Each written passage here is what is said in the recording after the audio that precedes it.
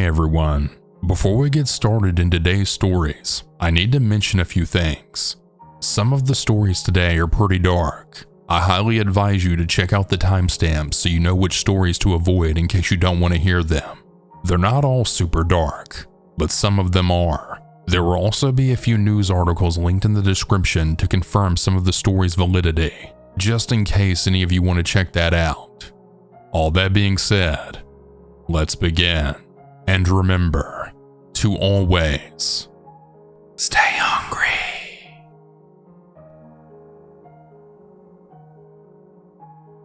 I used to reside in Las Vegas. I've moved out of state since. Currently, I'm in Washington State. When this took place, I lived right outside of Seattle, maybe half an hour away at most in a smaller city known as Everett. And honestly, it's not as nice a place as it used to be. Washington, for whatever reason, has rather unnecessary high rent. My family and I were living in a small apartment for nearly $1,500 a month, so you'd expect we'd be living somewhere pretty nice, right? Of course not. The interior itself wasn't bad, but it was very small for the three of us to squeeze into. We made it work, of course, though there were negatives such as sharing a bathroom, but it wasn't nearly as bad as having the entirety of the grass hill in front of the apartment door littered with cigarettes and using epidermic needles. By this time, we had a security system installed, including an interior camera, so we had no issues with break-ins. However, my car was constantly being broken into. There wasn't ever really anything to take though. I mean, once they stole sunglasses. In another instance, they pried the gas lid open and attempted to funnel out gas. I don't know how well that worked out for them though. Living there was pretty crappy. Our roommate and I even ended up being followed around by some junkie asking for a pipe, all while grocery shopping across the street from our apartment. The area definitely wasn't ideal. The apartment complex was pretty quiet though. Just be careful outside, I suppose. The neighbors directly above us had quite a few small children always running around, and their parents spent a lot of time on the balcony flicking the remains of their cigarettes onto the lawn out front. Obnoxious, but what could you do? Then the neighbors directly next to us had a no smoking sign bolted to their door. This was because they were an elderly couple, easily in their 60s or 70s, and the wife was handicapped and constantly hooked to an oxygen tank. Their middle-aged son seemed to live with them as well, and also took part in littering the lawn. I had spoken briefly to them, mainly them warning me about leaving my bike on the balcony because apparently someone had stolen the wife's 150-pound mobility scooter after they briefly left it by their front door. I'd seen the son out by himself at night mostly, chain smoking and listening to the Walkman pinned to his side. We made some small talk once or twice while we both happened to be smoking outside, but I didn't make it a habit. He gave off some odd vibes. I ended up enrolling into a trade school which happened to be out of state in Oregon, Astoria, Oregon specifically. It was a very small town, only really known for being the filming area for both The Goonies and Kindergarten Cop. It was roughly 4 hours from Seattle, so I wasn't exactly close to home. The first few weeks went very smoothly. I did, however, end up receiving a call from my mom one night. The police had shown up at her apartment door, demanding the information of our elderly neighbors, but she couldn't help them, of course. We'd never really been more than friendly with them. We had also noticed that their truck hadn't been parked out front lately. It sort of just seems to have disappeared. Not much later, an instructor of mine came to class with a newspaper clipping about a missing girl, read the article to us and moved on. About a week after this, I was out in town with a partner at the time, and I had received another call from my mother. She explained to me that the police had showed up again, this time at the neighbor's apartment. Their truck still hadn't returned either. She did, however, end up seeing the elderly man the day after work. Of course, she asked him what was happening, and he explained everything. The missing girl my instructor had brought up before class, his son ended up being responsible for. There was a young girl, either 14 or 15 in California, who their son had been chatting with online. Essentially, he was catfishing her. He portrayed some 18-year-old man as his online persona, keeping in mind he was nearly in his early 50s. They had been talking for quite some time. and with her teenage angst and all, ended up getting into a fight with her parents. So she decided to pack her things and run away with them. He took his parents' truck out to California and picked her up. She was then held captive in his truck for the next several days. He took the battery out of her cell phone so she couldn't be tracked. They ended up driving from California all the way to Astoria, Oregon, for whatever freaking reason. After he decided he was done with her, he had parked the car at the only McDonald's in town and just left her there. She managed to get out of the car and explained it to whoever happened to be working at the register. The police were called and her parents immediately drove up to get her. And to add even more salt to the wound, his wife and kids all found out about this via the local news. Turns out his name is Russell Deviney, and he's been charged with kidnapping, rape, unlawful sexual penetration, sodomy, sex abuse of a child, and coercion. Pretty damn odd that we ended up in the same small towns not just once but twice. I've since completed school, and my family and I have once again moved. For anyone who'd like to know more information, and if anyone was questioning if there was any truth in my story, there will be a link in the description.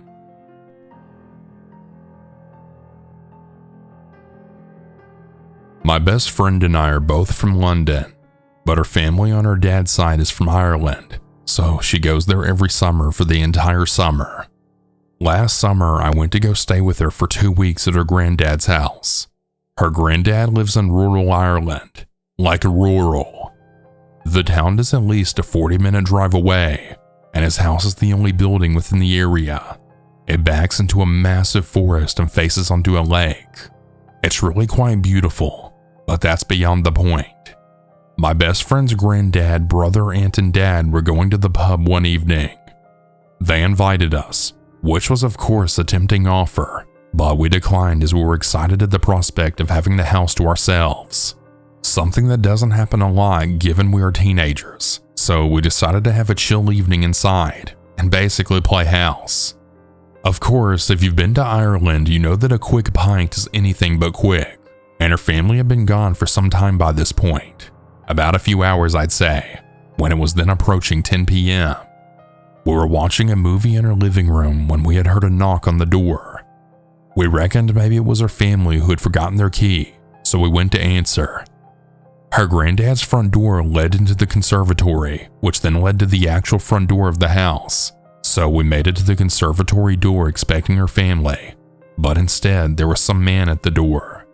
Slightly confused, we kinda just looked at him, waiting for him to say something, during which I had time to take in his appearance. There was something off about him, to say the least. He looked insane, bizarrely alert, and yet slightly scary.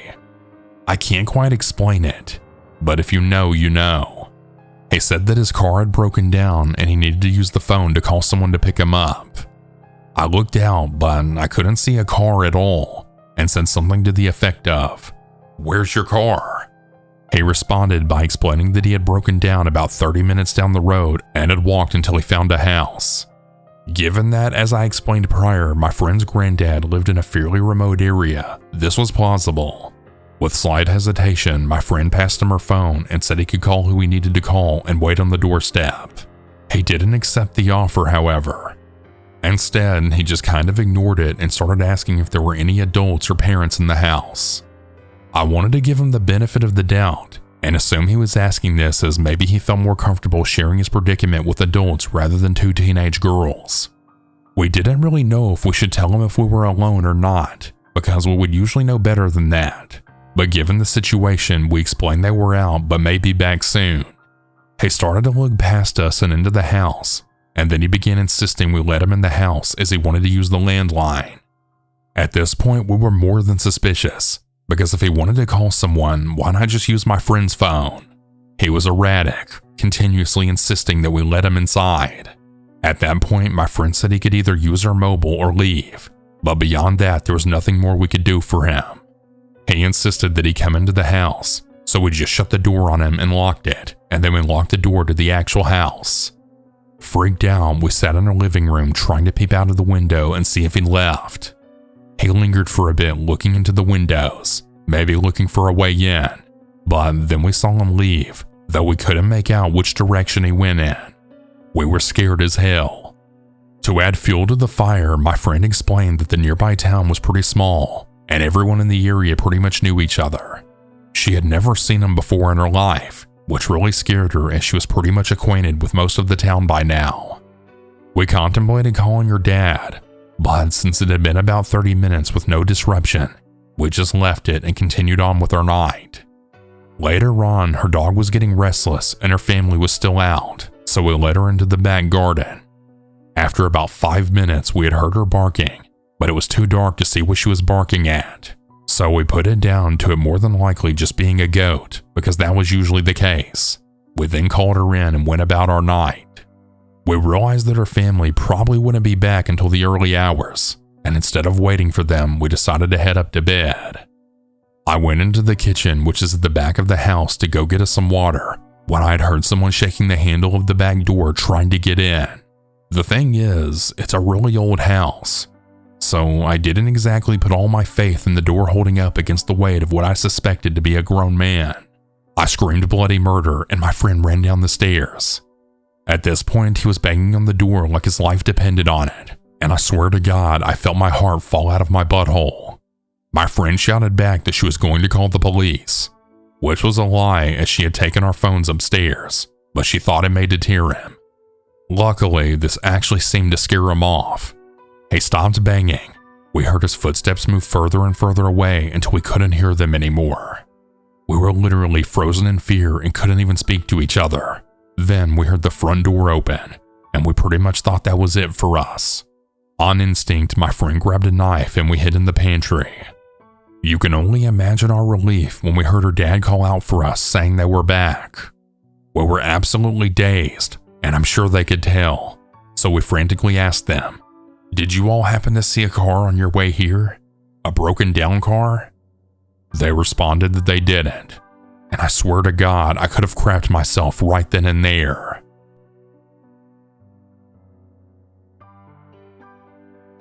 This encounter still bothers me to this day, and it happened about 12 years ago. It was the middle of winter, and me and my best friend, I'll call her Claire, wanted to walk to Dunkin' Donuts for a hot chocolate. At the end of my road is a walking bridge to cross the river. Then just up the road from there was a Dunkin' Donuts. When we crossed the bridge, this man, mid-40ish we figured, was behind us, and he commented on the weather. It was windy and cold, and then he asked us how old we were. We were 15, but for some reason I automatically said 16. Not sure why, but I doubt it would have made much difference. He went on to say, "Oh, too young, and then walked off in the opposite direction. We were a bit creeped out, but kinda didn't think anything of it since he went the other way. We made it to the Dunkin' Donuts and hadn't given the incident another thought until we looked out the window and saw the guy walking up the street. He must have doubled back without us realizing, because he was walking in the other direction.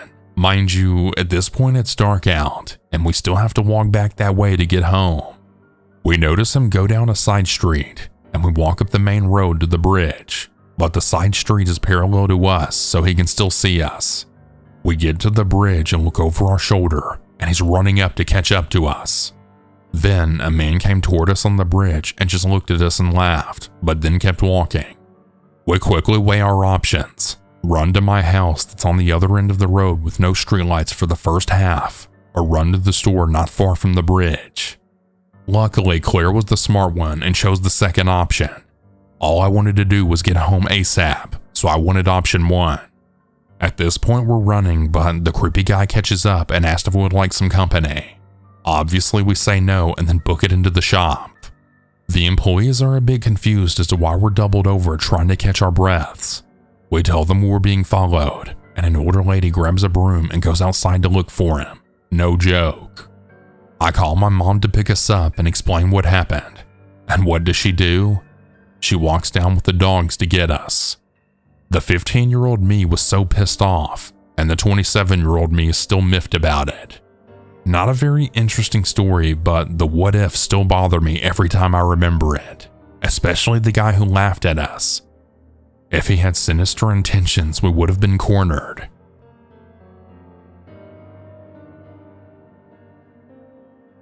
Just yesterday, I went to a friend's house for a small get-together at another buddy's place. It went great. We laughed a lot, had fun, and then I left around 9 p.m.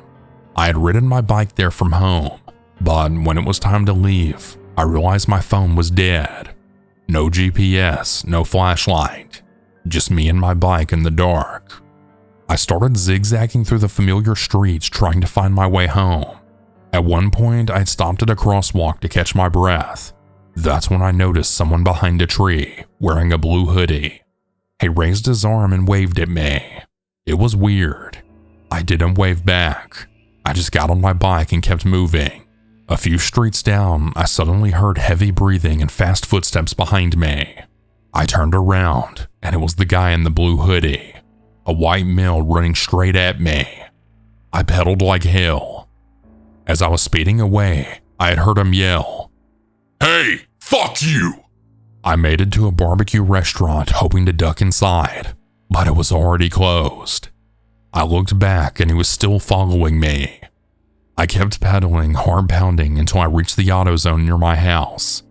When I finally glanced behind me again, he was gone.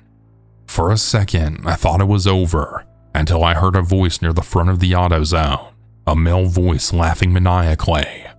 The laugh faded into the distance like he was walking away. I booked it home, locked everything, and tried to sleep. But unfortunately, my paranoia kept me awake.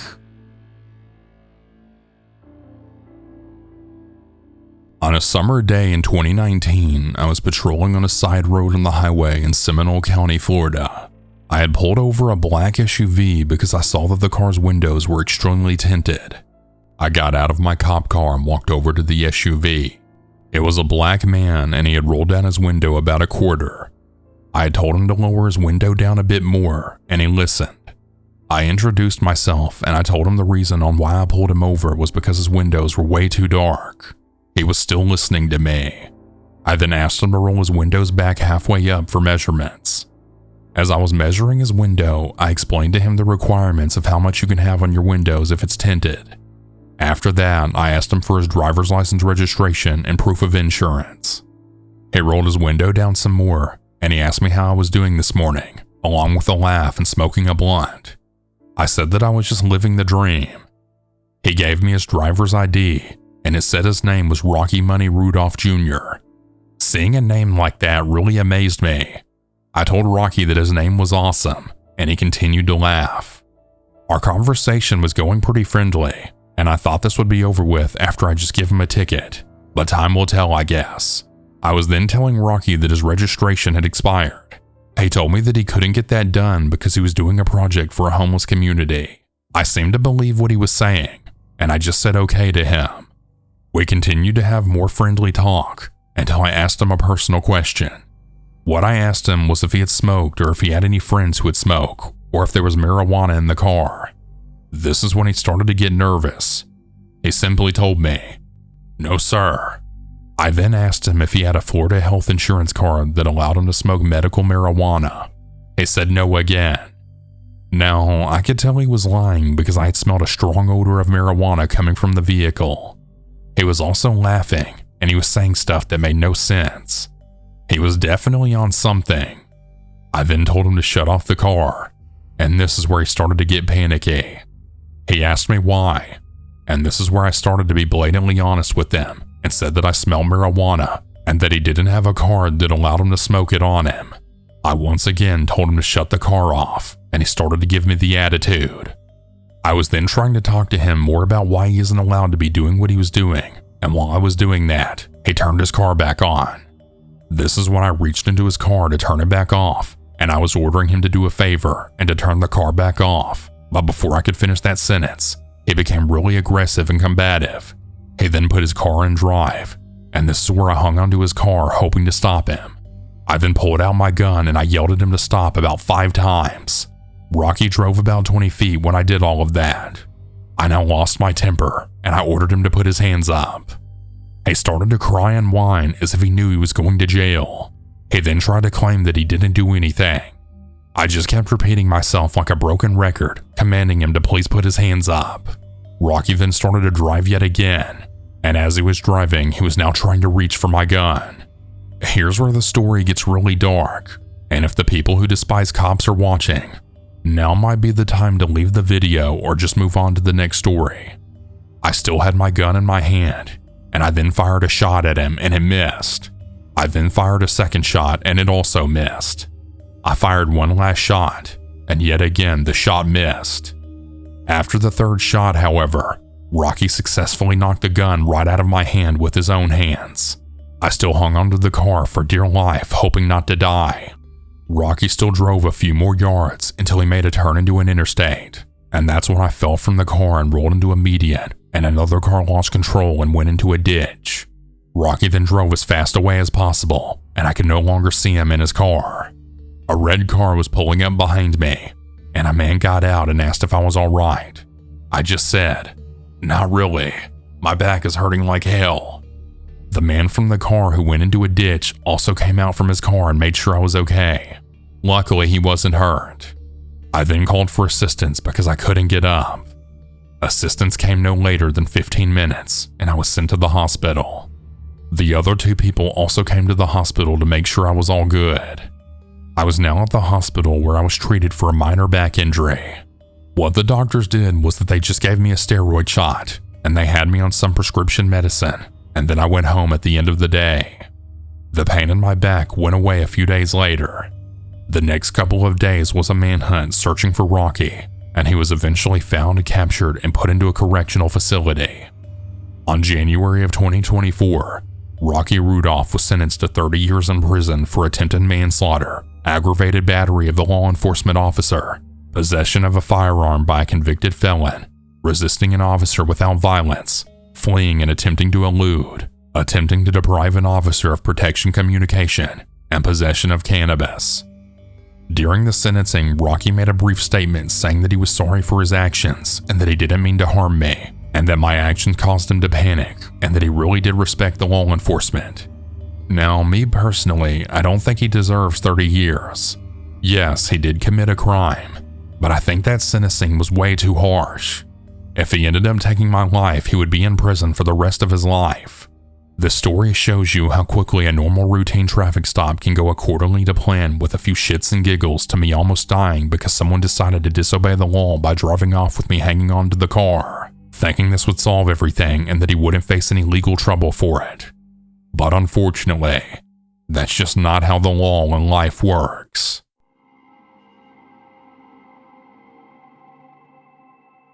Two years ago, on a night in February in Larimer County, Colorado, I was driving to a nightclub and was going to meet up with some of my guy friends to party because Saturday nights are always for the boys. We would do this about every Saturday unless one of us was busy that night. I had fun every time I went, but to be honest, I would sometimes feel pressured to go. That Saturday, I stayed most of the daytime at my grandparents' house, which wasn't too far away from where I lived. After I finished staying there, I went home, and when I got home, I showered and then got dressed in nicer clothes. After that, I got dressed and then walked out of the door and got in my car. What I didn't know is that it would be my last time ever driving a car. The nearest highway from my house is only 5 minutes away. About 15 to 20 minutes on the highway while I was driving the 70 miles per hour section, I saw a police car facing the opposite way on the left lane from where I was driving. My initial thought was that he was looking to give people some tickets if they were going way above the speed limit, and I wish that was my thought, but it wasn't. I didn't see what was on the ground since I was driving an SUV. I kept driving, and then all of a sudden I had felt the car hit something really heavy. I then realized that I had ran over a person. The car then started to slow down and I started to put it in brake. I then moved to the side and put on my hazards. When I got to the side, I completely stopped the car, and right there I started to have a mental breakdown. I started screaming and crying that I might have actually killed someone, but not on purpose. I actually wanted to get out of my car or even drive back to see if this person was all right, but that would be impossible to do because 1, I would be driving the wrong way, and 2, cars would be driving at nearly 80 miles per hour, and I didn't want to end up like that person. So my next option was to call the police and report to the station.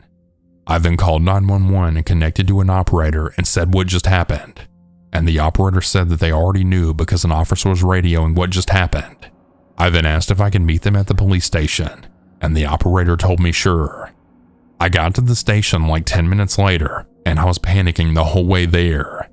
I went inside and had to fill out a form describing the incident. After that, I'd handed the form over to a woman at the front desk, and after I did that, she told me that the department will be in touch with me over the next week starting tomorrow. I told them okay and left the station. I took out my phone to see a bit of unread messages and some missed phone calls from some of my friends. They were probably waiting for me at the club. I called one of my friends whose name is Bob, and I told him that I'm not coming, and I told him the reason why. He sounded really shocked on the phone call, and he asked if I was alright. I told him that I wasn't in my right mind and that I needed to stay home for a few days. He sounded disappointed, but he understood well enough that I needed some time for myself. I got home and immediately crashed out on my bed.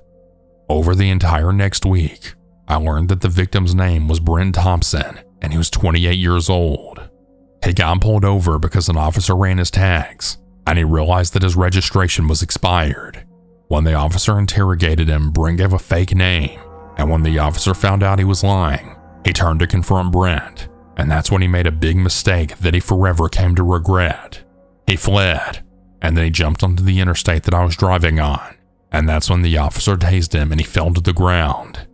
Seconds later, I hit Brent. I didn't see him on the ground, nor did I see the officer on the side lane as it was pretty dark outside and I was going really fast in my car. Sadly, he didn't survive being hit, and his family filed a lawsuit against the officer and department. The district attorney determined that his actions were lawful, and he wasn't charged for what he did. I wasn't charged or fined either. I have never driven a car again due to the traumatic experience on that fateful night, and now I just book an Uber or have my friends drive me.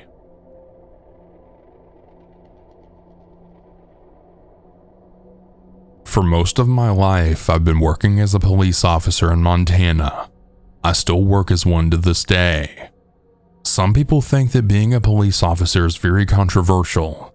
I've been called names on the job like pig, bastard, or racist. In 2020, it was very hard to be a police officer due to the Black Lives Matter movement riots, as well as the protesters having signs up that say ACAB, which stands for All Cops Are Bastards for those who didn't know. Now it's cooled down a lot. I never wanted to work as one, but it was pretty much my only option because I didn't want to go to college. It's not a matter of wanting to have this job, it's a matter of needing it.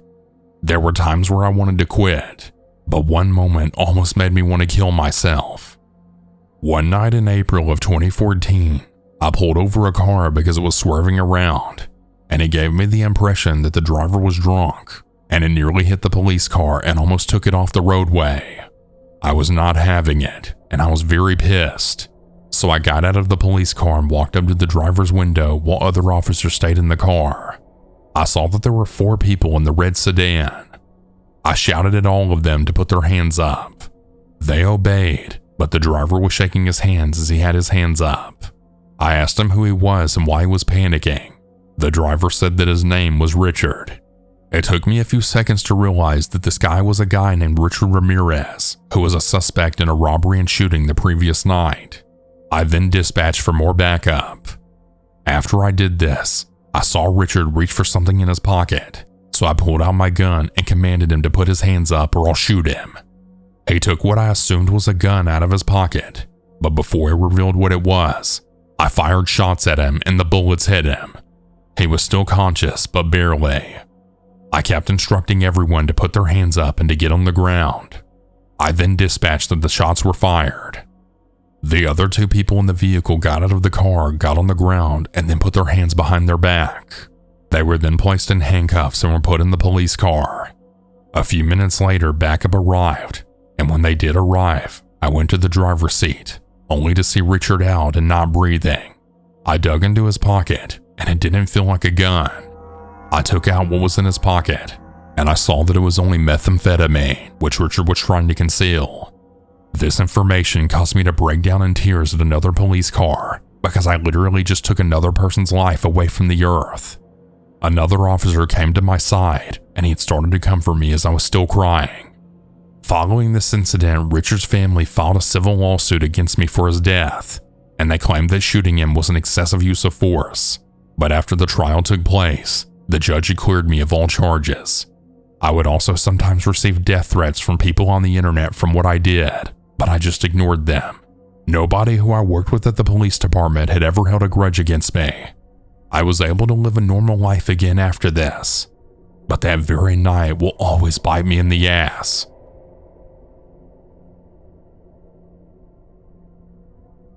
I was 21 back in 2019, and I worked during the day at a place called Coconuts Car Wash in Flagler County, Florida. I didn't go to college because I couldn't afford it. My boss wasn't exactly the friendliest person, but he paid me a respectable amount of money and I got along with almost everyone at work, except for one guy who actually made me quit my job that year because of his creepy-ass advancements towards me. This guy's name was Nicholas Sess, and he was 25 years old. He started working at the car wash at the beginning of that year. At first, he seemed like he was a safe person to talk to. He acted polite and he made eye contact with me whenever we had conversations. We exchanged each other's social media, and it was normal at first. In March, he had started acting more creepy towards me. He would keep touching me every chance that he could get. He would say he was doing it accidentally, but I wasn't dense, and I knew a liar when I would see one. He would also keep messaging me on Instagram for me to go out with them. I kept telling him that I wasn't interested, but he just didn't take the hint. I was now feeling unsafe at work. I couldn't stand being in the same area as that creeper. I tried to talk with the manager about this, but he was so rude and he said to me that I have to deal with my own problems. I had no one to talk to. My parents weren't that loving to me, and I didn't have enough money to go and talk about this with a therapist. My other coworkers claimed that they were too busy to talk to. I was alone. Nick's behavior started to get even worse. He went on social media harassing me with disgusting love notes. One night, this finally reached a boiling point. I was just coming out of the shower with my bathrobe on, and the shades to my window were left open. I caught a quick glance outside for a brief second, turned away for half a second, and then I turned my head in that same direction again. What I saw was pure terror. The outside streetlights provided a clear view, only to see my creepy coworker Nick outside of my house sitting on what I assumed to be his bike. Right as he saw me, he pedaled off away from my house until I couldn't see him anymore. How did he even know where I lived? I never told him my home address, and I never hung out with him outside of work. That was it. I went to my phone and I blocked him on everything. After that, I emailed my boss and I told him that I was quitting because of Nick's advancements. I complained to my boss on many occasions, but he did nothing about it, and the only way to end this was if I left. After I finished that, I went to bed and I hoped that that would be the end of it. But the truth is, it wasn't, and it just kept getting worse from here. The next morning, I woke up and I saw a bunch of Instagram DM messages from an account that I didn't recognize. I opened the app and it was obviously Nick. He actually made another account because I blocked him. The messages really looked odd and didn't really make any sense. This made me very uncomfortable in nature. He also did the same for Snapchat. I blocked him on both apps again.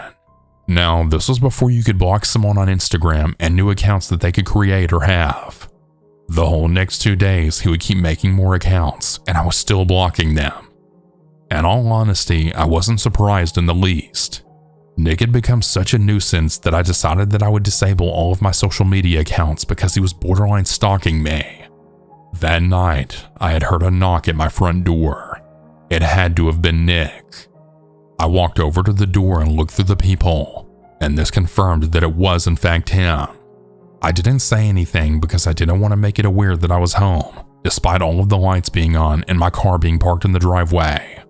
He kept knocking, and then he finally said something. He said that he will not leave, and if I didn't open the door and give him an explanation, that we would have a problem. Right then and there, I gathered the courage to say to him through the closed door that my father owned a gun. I then got my phone out and called 911. I connected to an operator and I told every detail over the phone. I stayed on the line until the police got there. A police car pulled up right in front of my house, and I saw 3 police officers step out of the car. They came in, and I told them everything that transpired. After this, they left, and they were able to locate where Nick lived. They didn't arrest him, but they did warn him to leave me alone. I really thought this would do something, but of course Nick didn't listen. In fact, the very next morning, the police caught him biking on his way to my house. This time, however, they actually arrested him, and he was taken to the police station. He was put in an interrogation room where he admitted to some very disturbing things. He confessed that he had been outside of my house multiple times for the past 2 months, and that he collected photos that I've posted online. This made me feel like my whole world was crumbling into pieces. Why would he still think that I would date him after I told him no so many times? He's very messed up in the head. Nick is currently facing a felony charge or burglary of a dwelling and misdemeanor stalking charge as well. He's looking to face up to 15 years in prison and $11,000 in fines. When he gets released from prison, I highly doubt that he'll still be obsessed with me and able to put it past him. I just hope that I'm right about that.